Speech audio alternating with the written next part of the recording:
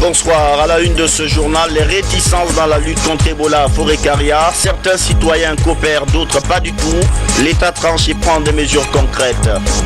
Rentrée scolaire demain est déjà un bras de fer en embuscade entre parents d'élèves et fondateurs d'écoles privées. Faut-il payer les 10 jours restants du mois de janvier? C'est toute la question. C'est une histoire d'amour entre l'homme et la nature dans la production de la pomme de terre à Timbi Madina. C'est la période de la culture et je vous réserve un reportage exclusif à suivre dans ce journal. Voilà pour les titres. Bienvenue dans cette édition. Vous le savez, depuis hier, la Guinée dispose désormais d'un centre de recherche épidémiologique. Il a été inauguré à Kindia sous la direction de l'Institut Pasteur de Guinée. L'objectif pour le gouvernement, c'est de renforcer le système de santé du pays à travers notamment la prévention des épidémies. Quelles sont les attentes des populations? Comment ce centre va-t-il fonctionner? Des éléments de réponse dans ce reportage de Sorido Kera. Le maître du centre-ville de Kindia, voici le nouveau centre de soins et de recherche biomédicale de Guinée.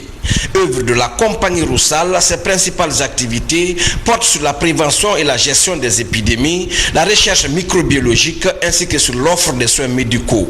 Il admet un laboratoire de biochimie et un autre de diagnostic précoce des patients. Le centre dispose d'une capacité d'accueil de 64 lits. Ce centre sera impliqué dans la lutte contre les maladies infectieuses et surtout dans la lutte contre Ebola. Ce sera un centre de traitement des soins médicaux et surtout de recherche scientifique qui sera peut-être améliorer les situations autour des maladies infectieuses dans le pays guinéen. L'importance de ce centre, c'est un grand centre bien équipé, bien sophistiqué. C'est un centre de référence de la sous-région. C'est un centre qui va prendre en charge toutes les pathologies infectieuses, c'est-à-dire commencer les maladies infectieuses à virus Ebola jusqu'aux autres pathologies. Donc nous avons un centre, le centre est composé de 3 blocs. Nous avons un bloc administratif et technique. Nous avons un bloc d'accueil des malades. Le lancement des activités du centre de recherche en épidémiologie, en microbiologie et en soins médicaux augure de lendemain meilleur pour les populations guinéennes en général et celles de Kania en particulier. Le centre devrait redonner à l'Institut Pasteur de Guinée sa célébrité dans la recherche des épidémies, mais aussi assurer à la Guinée son autonomie face à toute situation d'urgence sanitaire. Nous voulons que le nom qui existait dans les temps Pastoria soit ressorti à nos jours. Parce qu'avant, Pastoria, c'était un grand centre épidémiologique et de recherche. Donc ça servait presque toute la sous-région et dans les pays, disons, latino-américains. Donc les vaccins ou les sérums qui se produisaient ici servaient à tout le monde entier. Maintenant qu'on a eu ce centre, que la plupart des malades guinéens soient mis à la disposition de ce centre. Parmi les priorités immédiates de ce centre de recherche et de soins figure l'éradication de la fièvre hémorragique à virus Ebola. Une urgence sanitaire qui éprouve la Guinée depuis un an et contre laquelle la campagne Zéro Ebola en 60 jours vient d'être lancée par le gouvernement et ses partenaires. Justement, la lutte contre l'épidémie d'Ebola, le gouvernement estime qu'il faut mener l'offensive au cœur même des quartiers. Yimbaya, dans la commune de Matoto, est une des étapes de la tournée à Conakry entamée par le Premier ministre. Mohamed Saïd Fofana appelle les populations à s'impliquer dans le programme national de lutte. Ousmane Bangora. Vaincre le virus Ebola en Guinée est l'engagement pris par les populations de Yimbaya Bougie dans la commune de Matoto. Ces populations réaffirment leur engagement total à la nouvelle stratégie du gouvernement Zéro Ebola en 60 jours. Elles l'ont fait savoir au cours de ce meeting de sensibilisation et d'information ce week-end. Nul n'a besoin de rappeler nos différentes actions politiques pour le soutien inconditionnel des idéaux de son Excellence, le président de la République, le professeur Alpha Condé. Les énormes luttes contre le virus maudit Ebola. Stop et Zéro Ebola en Guinée. Le Premier ministre, accompagné du gouverneur de Conakry, dans la langue du terroir, Mohamed Saïd Fofana, a tenu à expliquer à la population de Yimbaya Bougie la dangerosité du virus Ebola. C'est pourquoi il invite les leaders religieux et toutes les sensibilités confondues pour leur implication. Pour Mohamed Saïd Fofana, L'éradication de la fièvre hémorragique à virus Ebola passe nécessairement par le respect des mesures préventives édictées par les spécialistes de la santé. C'est justement dans cette dynamique que les organisateurs ont mis à profit cette rencontre pour dire des prières afin que cet ennemi commun qui est Ebola soit bouté hors du pays. Forêt-Carrière, la ville est actuellement à la traîne dans la lutte contre Ebola. C'est l'une des localités les plus touchées en Basse-Côte, ville frontalière avec des habitants dont certains sont apparemment réfractaires à la stratégie nationale de riposte. Le ministre de la Communication communique et tente de les convaincre. Beaucoup de réticences encore sur le terrain. Comment pousser ces populations à adhérer à la campagne Ebola 0 en 60 jours? Mikini Moussa Kamara, Kerno Younoussaba. Le ministre de la Communication met la barre haut pour éradiquer rapidement la fièvre hémorragique à virus Ebola. Aluseni Makanera Kake, avec la représentation de toutes les sensibilités sociopolitiques de la préfecture de Forêt-Carrière par rapport à la nouvelle stratégie Zéro Ebola en 60 jours et 0 cas de réticence. Une stratégie qui permettra de rompre très rapidement la chaîne de propagation du virus et surtout freiner les troubles qui empêchent les activités des agents de santé et des partenaires sur le terrain. La rencontre avec les notables, les représentants de la coordination des sages, des partis politiques, les élus locaux et toutes les personnes dans la riposte à Ebola, cette rencontre a été très riche.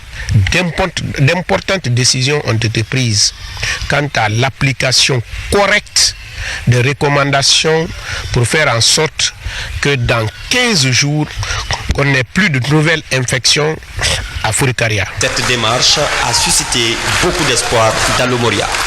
Je peux dire que l'espoir est permis parce que les gens, non seulement on a procédé à la sensibilisation, on a réuni également les différents religieux, les sages de Forêt-Carrière ainsi que les différentes autorités locales et pour procéder à cette sensibilisation. Certainement les personnes qui ont assisté à cette rencontre vont également véhiculer le même message au niveau des différentes familles.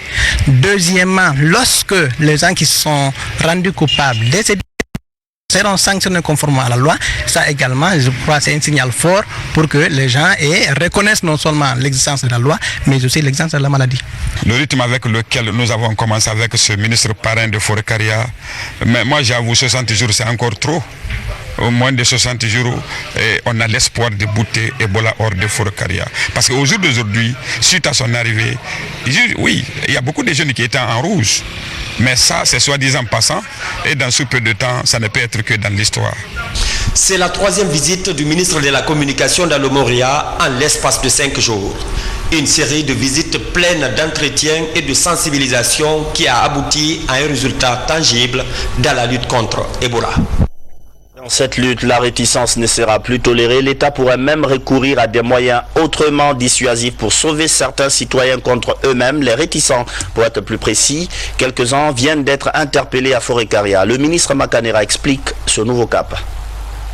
Prise quant à l'application correcte des recommandations pour faire en sorte que dans 15 jours, on n'ait plus de nouvelles infections à Forêt-Carrière. Et pour cela, nous avons décidé, qu'il n'y ait plus d'enterrement qui n'est pas sécurisé. Tout imam qui va accepter de faire le corps sans avoir l'autorisation préalable des autorités compétentes s'exposera à des sanctions. 2. On ne veut plus entendre un décès communautaire. C'est-à-dire, il ne faudrait plus qu'on entende qu'il y a eu mort d'homme dans une maison, si ce n'est pas un cas d'accident. Toute personne qui va garder un malade, s'il arrivait à mourir là-bas, s'exposera à des poursuites judiciaires. 3. Il n'y a plus une question de réticence dans les différentes localités, puisque en commun accord avec tous les représentants des différentes couches sociales de Forêt-Carrière, nous nous sommes accordés sur un principe, de continuer la sensibilisation, mais de faire en sorte que toute personne qui va s'opposer à l'application de ce programme s'exposera à la rigueur de la loi. Et c'est pourquoi, ce matin, il y a eu des interpellations au niveau de l'Aya et de Sankiné. Et je crois que ce sont là des signaux forts que nous envoyons non seulement en direction de tout le peuple de Guinée, mais particulièrement la préfecture de Forêt-Caria. Parce que ce que le gouvernement n'a pas laissé pour le village du Premier ministre chef de gouvernement, nous ne sommes pas prêts à laisser ailleurs. Les signaux d'une loi anti-réticence. Dans cette préoccupation, les religieux n'entendent pas être des suivistes. Ils veulent être au cœur de la lutte contre l'épidémie, surtout le volet communication. Les citoyens, il vient imams, prêtres et pasteurs, tout le monde à l'abordage. L'organisation catholique explique son initiative. Martin Francina Dono. Dans sa stratégie de lutte contre Ebola, l'OCPH, Organisation catholique pour la promotion humaine, implique cette fois les leaders religieux de toutes confessions confondues, venus des préfectures de Forêt-Caria, Koya, d'Ubreka, des îles de Los, de Fria et de Conakry. Ces hommes de Dieu constituent désormais les commissions de médiation auprès de leurs fidèles. Pour accéder aux localités de réticence, ils vont jouer un rôle d'unificateur à tous les niveaux d'intervention des agents de la santé évoluant déjà sur le terrain. Les commissions de médiation auront 3 rôles essentiels. Faire de la médiation, c'est-à-dire quand il y a blocus quelque part, que eux ils interviennent pour que la population accepte que les agents de santé puissent faire leur travail pour le bien de la population. Deuxièmement, ce sont des commissions de médiation sociale. Donc, ils vont présenter des kits de condoléances. La troisième mission essentielle, c'est la sensibilisation continue dans les sermons, dans les homélies et dans toutes les rencontres religieuses. L'UNICEF, en tant que partenaire de la Guinée, soutient l'initiative des leaders religieux. Ensemble avec ces religieux, le message pourra porter et nous permettre effectivement de faire en sorte que nous puissions sécuriser et vaincre effectivement la chaîne de transmission et briser la chaîne de transmission de cette maladie. Au nom des responsables religieux catholiques, musulmans, protestants et anglicans, le premier imam de la grande mosquée Faisal invite tous les Guinéens à l'amour, à l'unité et à plus d'engagement pour vaincre le virus Ebola en 60 jours, comme le souhaitent les autorités du pays. J'appelle solennellement les chefs religieux musulmans et les chefs religieux chrétiens de mener la guerre contre la maladie ensemble. Parce que c'est un ennemi contre tout le monde. Il est contre nous ensemble. Nous devons le vaincre ensemble. Juste après cette rencontre avec les leaders religieux, l'OCPH déploie ses membres à l'intérieur du pays. Ces délégués devront mettre en place les mêmes commissions de médiation qui seront composées de 2 imams, d'un prêtre catholique, d'un pasteur et d'un prêtre anglican par localité. Outre les kits d'assistance sociale qu'ils apporteront aux familles victimes d'Ebola, ils sensibiliseront les populations sur la nécessité d'accepter les enterrements sécurisés. La commission électorale nationale indépendante travaille actuellement sur le nettoyage du fichier électoral. L'institution veut corriger toutes les anomalies avant la prochaine consultation électorale. C'est pour quand? On ne le sait pas encore, mais la CENI est en collaboration avec les représentants des partis politiques et de la société civile. Je vous propose de suivre les travaux de la mission de contrôle à Bofa, Saïdou Diallo. La CENI de Guinée, déterminée à organiser des élections transparentes et crédibles, s'active de nos jours à la modernisation du fichier électoral. Après une première mission d'identification et de correction des anomalies en 2014, l'institution est de nouveau sur le terrain pour contrôler la conformité de l'implémentation qu'elle a eu à effectuer. Nous sommes là pour travailler avec les antennes, travailler avec les maires, les sous-préfets, si vous voulez, tous les parties prenantes du processus électoral. Et pour les futures élections, la commission rassure déjà qu'aucun électeur ne fera plus de 2 km pour aller voter. Tout un défi que l'équipe de Bakary Fofana compte réussir pour satisfaire les attentes des électeurs. Il faut un réaménagement, regrouper des îlots et créer un bureau de vote pour permettre aux électeurs d'être moins distants par rapport au bureau de vote qui a été corrigé. Au-delà du rapprochement des électeurs, cette opération, réalisée en étroite collaboration avec les délégués des partis politiques, les membres de la société civile, a permis aussi d'éclater certains bureaux de vote pour le ramener à 500 électeurs. Une volonté qui vise à créer la fluidité lors du scrutin. Nous venons vraiment pour appuyer la CSP dans le cadre justement de la création des bureaux de vote pour voir réellement si tout se passe dans la plus grande transparence. Tout ce qu'on nous a présenté comme anomalies, c'est des anomalies qui sont vraiment à corriger. C'est extrêmement important si on les corrige. Autre avantage de cette mission de contrôle du fichier électoral porte aussi sur les corrections des erreurs en lien avec la filiation, les noms et les prénoms. Des données qui rentrent dans le cadre de l'établissement d'un fichier propre à la satisfaction des électeurs et des candidats. Éducation avec le coup d'envoi des opérations de saisie des fiches d'orientation des nouveaux étudiants. Les choix exprimés par les candidats sont enregistrés sur des supports numériques. Plusieurs opérateurs sont mobilisés pour la réussite de cette opération qui, in fine, doit aboutir à l'orientation des étudiants dans les filières et universités. Abdoulaye Diallo. Une semaine après le remplissage des fiches d'orientation des candidats pour les universités, l'heure est à la saisie. Une opération qui consiste à transcrire en numérique le choix exprimé par les étudiants. Aucun ne sera orienté dans une filière qu'il n'a pas coché. Il peut dire c'est pas mon premier choix, ça c'est son effort. Mais comme le plus souvent les jeunes sont guidés pour plus de 60% par les parents, parce que les enfants font les études de leurs parents et non ce qu'eux-mêmes veulent. Non, mon père veut que je sois architecte. Non, mon père veut que je sois médecin. Même si je n'ai pas l'ambition ou l'envie d'être médecin ou architecte. C'est un peu dommage. Plus de 70 agents sont mobilisés pour les opérations de saisie. Répartis en 2 équipes, ils travaillent de 8h à 22h. Le ministère de l'Enseignement supérieur et de la Recherche scientifique tient à la transparence. Je suis vraiment très satisfait de la façon dont les opérations se déroulent. Je suis certain que tout va bien se dérouler et que les résultats seront mis à la disposition des enfants à temps. Sur les 22 235 admis au baccalauréat session 2014, près de 1000 personnes n'ont pas rempli leur fiche d'orientation. Toujours et ses livres pour l'université de Symphonia, un don du BCEP, bureau de consultation, d'enquête, d'intérim et de perfectionnement. La démarche vise à encourager la lecture car, comme le dit la sagesse, le pain nourrit le corps et la lecture nourrit l'esprit. Denis Thibault Mongono de Kabali.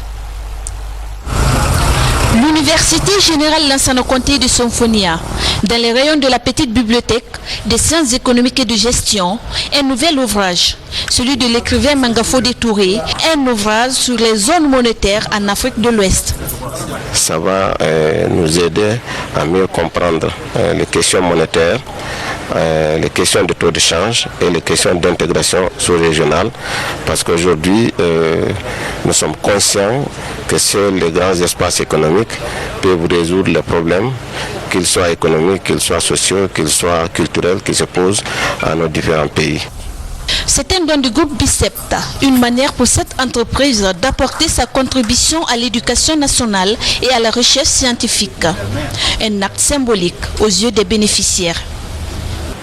C'est une joie pour un recteur de recevoir en début d'année, n'est-ce pas, des ouvrages scientifiques rédigés avec assez de talent et surtout lorsque cet ouvrage-là est rédigé par un de nos enseignants. Alors nous sommes très contents et nous ferons en sorte que cet ouvrage aille directement, n'est-ce pas, aux bénéficiaires. Investir dans l'éducation et dans la formation des jeunes, c'est l'objectif que se fixe ce groupe BCEP, un bureau de consultation, d'enquête, d'intérim et de perfectionnement. L'entreprise a offert des formations aux jeunes diplômés dans les techniques de recherche d'emploi. Notre objectif a été de faire en sorte que l'économiste guinéen qui serait formé et répond directement aux besoins du secteur privé ou aux besoins du marché de l'emploi. BICEP est une entreprise guinéenne qui évolue dans les domaines de la sécurité, de la gestion des ressources humaines, de la consultance et de l'immobilier. BICEP requiert près de 20 ans d'expérience et emploie plus de 2000 personnes. Demain démarre l'année scolaire 2015 sur fond de protestation dans les écoles privées. La pomme des discordes, c'est la mensualité de janvier. Les cours commencent le 19 et certains parents d'élèves ne sont pas très coopératifs sur le paiement de 11 jours d'études, surtout s'il faut soustraire les dimanches. Reportage Bernard Tonguino. L'école guinéenne ouvre les portes ce lundi. Dans tous les établissements, l'heure est au dernier préparatif. Les responsables d'école se disent prêts pour une rentrée effective ce lundi. Pour la rentrée du lundi, nous, ça ne nous a pas surpris. On était déjà prêts. Depuis l'annonce, nous avons reçu des parents qui viennent prendre les fiches de renseignement. Les inscriptions aussi, c'est petit à petit. Nous comptons ouvrir très bien le lundi. Dans les écoles privées, les registres d'inscription sont ouverts. Encore pas d'affluence. Les premiers parents venus s'interrogent sur les frais à payer pour le mois de janvier. Presque on peut dire que c'est 10 jours qui restent. Donc si nous on paye 630 000 par mois, si tu payes 130 000 unique pour le 10 jours, si tu regardes à travers de l'argent, c'est beaucoup. Oui, les parents d'élèves vont payer pour le mois de janvier. Jusque-là, on n'a pas trouvé de résistance. D'autant plus qu'on va commencer le 19. Et les enseignants, tous les enseignants seront payés. Quant à dire c'est jusqu'à quel mois on va faire payer, là on se pose encore la question parce que l'autorité ne nous a pas donné encore les bornes. À la DCE de Ratoma, pas de réponse sur le nombre de mois que prendra la nouvelle année scolaire. Mais l'on espère à un aménagement du calendrier pour compenser le retard accusé. Le calendrier scolaire s'étend sur 9 mois. Je crois que l'État prendra le taureau par les cornes pour que l'espace au programme-là soit respecté. C'est-à-dire que l'année s'étend jusqu'à 9 mois de cours. Le gouvernement prendra les dispositions en rapport, n'est-ce pas, avec les structures de l'enseignement préuniversitaire, l'enseignement supérieur, préuniversitaire, supérieur et universitaire. Sur le plan sanitaire, toutes les écoles se disent prêtes. Dans la commune de Ratoma, 2500 kits sont distribués à travers les 561 écoles que compte la commune. Égalité des sexes et développement durable, deux thèmes au centre du forum des ministres des Affaires sociales de l'espace CEDEAO. La rencontre se tient à Dakar. Les travaux ont été lancés par le Premier ministre sénégalais avec l'espoir que des résultats concrets seront tirés de cette rencontre et soumis aux différents gouvernements. François Marat. Pour quelques jours, Dakar devient la capitale de la CEDEAO sur les questions des genres. Les ministres en charge des affaires féminines de la sous-région adoptent le document de la politique de promotion de protection des femmes dans l'espace CEDEAO. Ce document conçu par les experts de la CEDEAO harmonise les plans d'action des pays membres de la sous-région dans le cadre de la promotion du genre. Une démarche saluée par tous. Je pense que c'est un bon document que nous avons produit sur l'autonomisation, sur le renforcement des capacités des femmes. On recommandait de continuer les concertations, même après les réunions, pour que les choses aillent plus vite au niveau des chefs de l'État et au niveau de nous-mêmes. Nous nous réjouissons de l'adoption de ces documents et désormais nous avons un guide par rapport à la promotion de la femme. Et ces journées quand même nous ont permis d'échanger sur beaucoup de choses et d'avoir des orientations afin de combattre ces imperfections pour la promotion de la femme et l'autonomisation de la femme. La CEDEAO fonde beaucoup d'espoir pour la mise en œuvre et le suivi des actions contenues dans ce document. Selon les initiateurs du projet, ce document sera désormais une bréviaire pour les pays de la sous-région en matière d'émancipation et de protection des femmes. Je pense qu'après adoption par nos instances gouvernementales, nous avons espoir que la mise en œuvre n'aura plus de problème parce que nous aurons et les moyens et les possibilités institutionnelles de les mettre en œuvre. Cette rencontre des ministres en charge des affaires féminines et du genre de la CEDEAO a permis à ces Amazones de condamner unanimement dans une déclaration l'enlèvement de 200 jeunes filles lycéennes par la secte Boko Haram à Chibok au Nigeria. Ils traînent depuis 4 ans, mais pas à l'arrêt. Ils se poursuivent lentement, mais sûrement. Je parle des travaux de construction du siège de l'autorité de régulation des postes et télécommunications. C'est à Kaloum. La RPT veut se doter d'un cadre de travail plus convivial. Kerno Younoussaba. Centre directionnel de Koloma, de nombreux immeubles poussent. C'est le cas de cet immense chantier.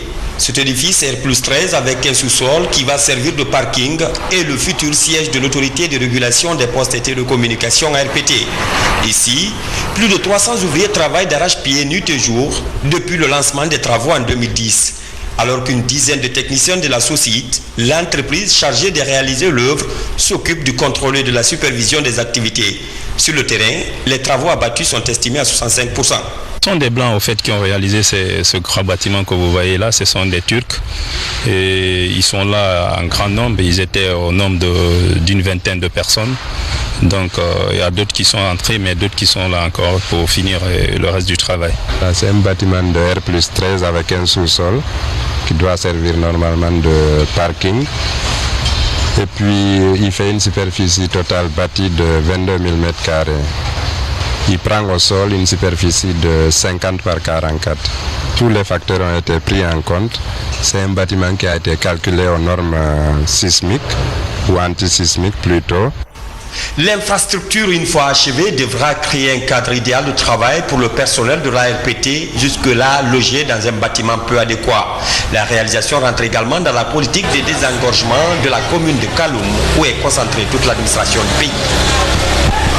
Le chantier du centre directionnel de l'RPT à Koloma et non Kaloum.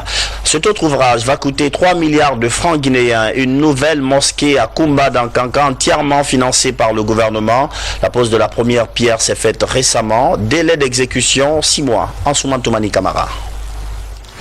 C'est cette année que la communauté rurale de Koumban, située à 35 km de Kankanville, bénéficie d'un projet majeur de son histoire.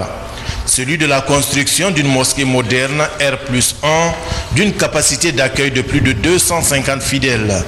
Ces travaux lancés pour une durée de 6 mois sont entièrement financés par le gouvernement guinéen à hauteur de près de 3 milliards de nos francs.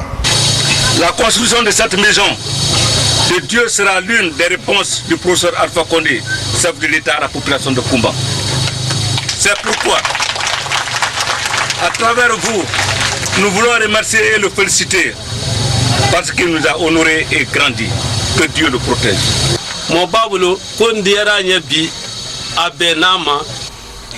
Au nom du doyen et de l'ensemble des populations de Koumban, nous réaffirmons notre gratitude au président de la République qui est en train de réaliser un de nos vieux rêves.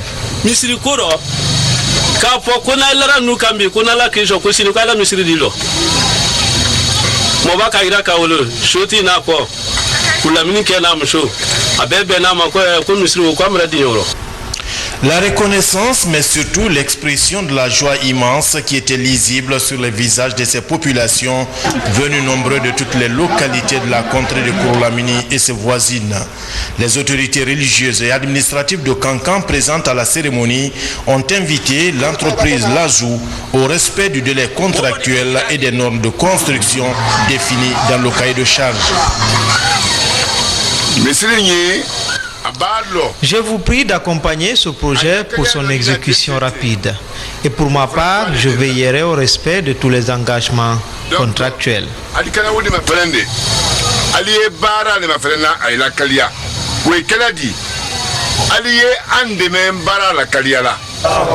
La pose de la première pierre de la mosquée de Koumban a été aussi mise à profit pour parler d'Ebola à travers des messages de prévention contre l'épidémie. Un important lot de kits d'hygiène a été mis à la disposition de ces populations. Direction Timbi Madina, une autre localité de culte, mais aussi réputée pour son ardeur dans la culture de la pomme de terre. Nous sommes dans la période de semences, du coup, les champs sont animés. Les agriculteurs ont une espèce de façon de communiquer avec la nature pour la rendre plus généreuse, plus féconde. Un langage codé entre l'homme et la nature. Je vous propose de suivre cette exclusivité RTG, ce reportage de Sekou Fernand Kourouma. Ce domaine, les paysans cultivent de la pomme de terre. À Timbi Madina, cette culture est presque l'affaire de tous. Cependant, sa pratique est en grande partie rudimentaire. Du transport du fumier à l'aménagement de la parcelle cultivable, tout se fait à la main. Il faut l'effort de toute une donnée pour travailler à peine 10 mètres carrés. L'année passée, j'ai produit quelque chose de 5 tonnes. 5 tonnes commerciales, les semences. Timbi Madina est réputé pour sa production de pommes de terre. Pour maintenir ce cap, les agriculteurs se sont organisés en union. De nombreux groupements féminins produisent aussi de la pomme de terre. Nous les femmes, nous voulons être organisées pour gérer nos propres affaires.